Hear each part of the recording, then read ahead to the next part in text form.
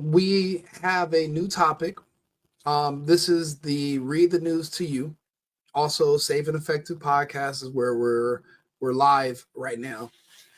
This next subject, this next article is actually proof that social media runs the world right now. Let's see here. These are some news, but look at this.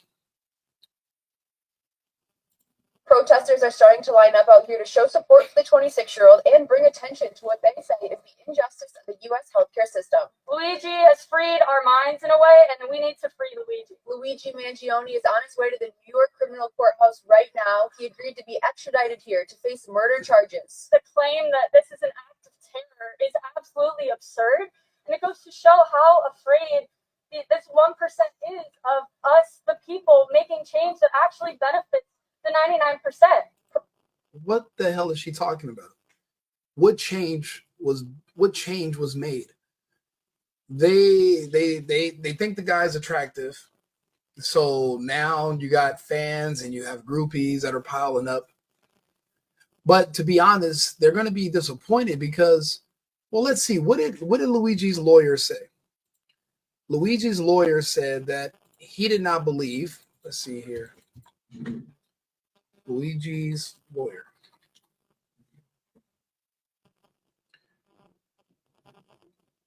Let's see here. See what he says. Room today. I heard it's already been reported that we waived extradition. So if you're going to report something, get it right. We did not waive extradition. We're not going to waive extradition. And if you're in the courtroom today, you heard me say that we haven't gotten any evidence. I haven't seen really anything yet. So we got to take a look at stuff and we're. And you know what?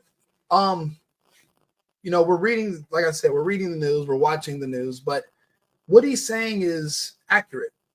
How long ago did this happen? They have this man framed as if they just know dead bang that he committed this crime, this brutal murder. There's literally no connection between him and this individual.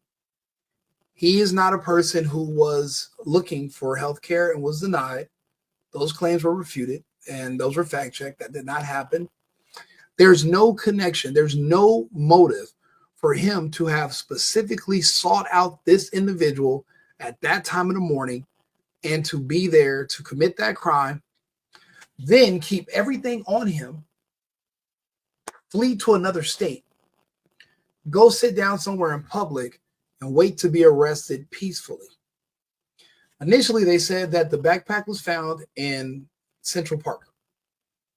However, they're saying now that they found him with the backpack, conveniently a ghost gun. And the word of the day from all these people, all these young people that have been doing radicalized, crazy things lately, the word of the day is a manifesto. You're going to see a lot of the word manifesto going forward with a lot of different people. They said they found a manifesto that he wrote inside of his bag with the ghost gun, with a mask, and all this other stuff conveniently. If he was going to just keep everything on him, same clothing, etc., and just go to another state, then that's indicative of somebody who wants to be caught. If he wanted to be caught, he could have, after he shot this guy, he could have just sat the gun down, put his hands on his head, spread out on the ground, and laid down and just waited to be arrested. It would have been the same difference. What did he need that time for in between? That he just waited to go to a McDonald's to get arrested? I've seen different reports and different opinions of people that have been watching this story. They are just accepting the fact that he's just very dumb. They think he's dim. They think he's making these poor decisions because someone radicalized him. He took a break. He was gone for 3 months, and then he came back, a different guy. And I don't think so. I don't think so. None of this adds up. To get, a lot of people are convicted because of motive. There's no motive here. There's no connection. He never made any threats against this guy. And like his lawyer's saying, they've never been able to prove that. So let's see what else he has to say. We're gonna fight it tooth and nail. What is the demeanor of your client? You guys witnessed that. You can comment that on himself. I mean, he's being accused of some serious matters, and I think he's taken as well as he can. I haven't received anything. I got paperwork, and I want to meet with the district attorney, and we'll have hearings. We'll be able to see all that, but I haven't seen it. Are you, as a human being, aware of what happened in New York over the last week? You were retained? I don't have a whole lot of time to follow the news. I, of course, knew of it, but I don't follow a lot of things sometimes in news because sometimes the press gets things wrong. Like I said, I was very irritated, getting some backlash already that some news agency had indicated we waived the we waived the extradition, and that's what irritates lawyers like me is you're going to print it, get it right. Do you find it surreal that you're now representing the guy they convicted for? I don't know. I mean, he's a lawyer, and apparently he's a high-priced lawyer. This is just a guy. This guy is no more special than any one of his other clients. This kind of crime happens every day, but it's just there's usually a motive. There's usually a reason. There's usually a connection between the people. As of right now, there's none. This is all speculation. What this lawyer is basically saying is that the only evidence that he's seen is what we've all seen. So basically the police are like, hey, if you want to know what is going on, just turn on the news and look at the TV, and that's what's happening. There's the man in that video, yeah, they're dressed alike. However, they're dressed alike days later. They said the backpack was found, but yet he had the backpack on him, apparently the exact same backpack. Again, either the media is wrong or the stories are conflicting, but you can't have it both ways.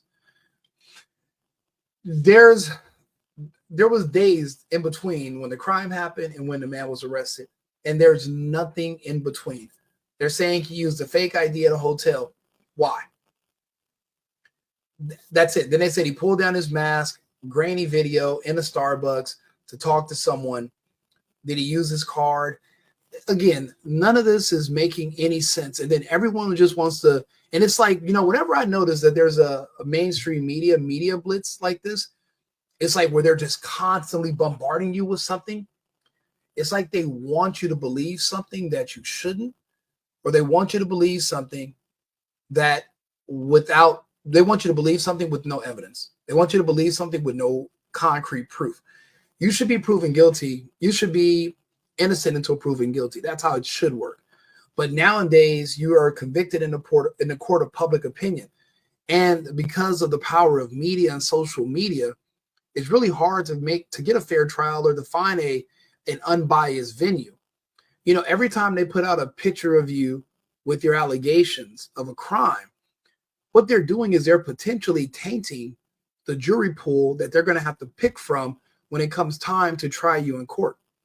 So depending on the media coverage of the case prior to trial starting, in the minds of the people who would be on the jury, you're already convicted.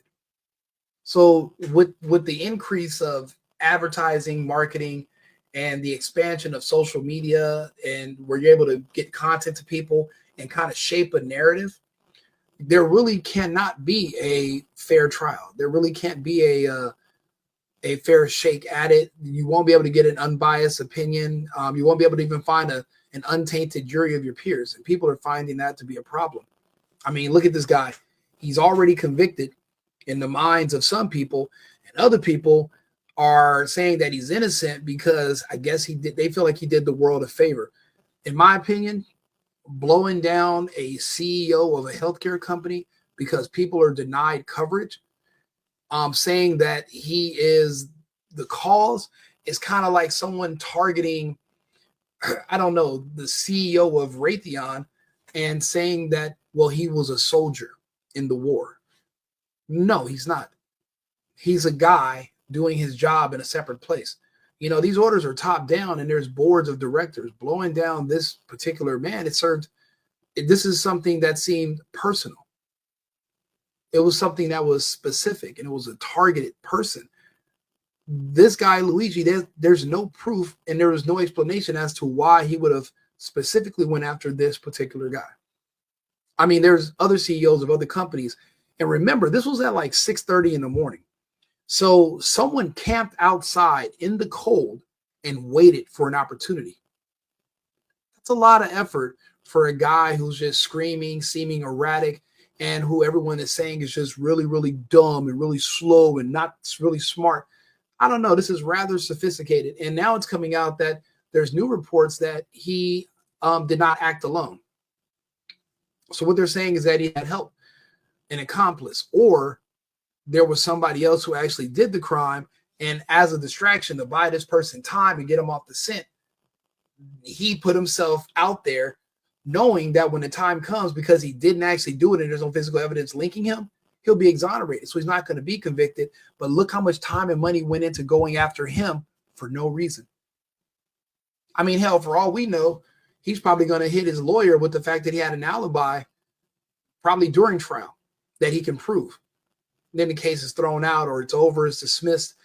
But how much time went into prosecuting him and not looking for the actual person? That kind of thing happens. You know, whenever somebody is falsely convicted of something and later on in life, it turns out that DNA evidence proves that he wasn't the person who committed the grape or the unaliving of someone. DNA evidence proves it was someone else. So that means this other person was still on the streets for what, 20, 30, 40 more years before this other person was exonerated. And what, are they going to start a brand new investigation 40 years late? The detectives have all passed away. The judges are gone. If you can get someone else to take the fall temporarily, if this is something that was coordinated, then that just would make way more sense than just some kid was doofing around and became a hitman magically and got away just to get himself caught a couple days later. But it doesn't even seem like he was hiding. It doesn't even seem like he knew what happened. And then all of a sudden he gets arrested and now he's saying all this crazy stuff and acting irate. But he didn't seem irate. None of the witnesses said he was talking to himself inside of the McDonald's. No one said that he was, acting crazy or doing anything strange. They just said he kind of looked like the guy they're looking for. But then again, so does Jake Gyllenhaal. I mean, I've seen him in movies and he kind of has that look when they smile. I mean, that's all that's the only evidence you have is that he smiled on a camera at a Starbucks. And now you guys are putting all these resources into saying, oh, yeah, he did something. But there's no proof per se. His family's worth millions. He can afford an attorney. Why waste resources? Or are they not looking for another person on purpose? I guess we're going to find out. See, like on the bench, you guys were sharing a little laugh. Like, have you formed a little friendship with him? Sharing on the bench? What do you mean? Like when you were sitting up there at the table, you were kind of like, have you formed a Oh, little friendship with him? yeah. I mean, he's my client, and I want him to have trust and faith in me, and I'm going to have trust and faith in him. And yeah, I mean, we're human beings, and we have a relationship. Is he going to have a trust? I like our relationship. Is he going to have a trust in the system? Well, I'm trying to. That's why I talk about presumption of innocence, things like that. I'm hoping to instill that trust in the system with it. Again, I can't comment any further on. The suspect in the death of UnitedHealthcare CEO Brian Thompson arrived in New York to face multiple charges in a case now escalated by the federal government. Here's Bradley Blackburn with the latest. Luigi Mangione stepped off an NYPD helicopter in a prison jumpsuit and shackles. Yeah, it definitely is going to be. This is a media circus. This is definitely going to be a circus. Okay, so follow Read the News to You, where we read the news to you daily, several times a day, and different topics. I'm going to be posting these, and we'll be back on in about 25 minutes.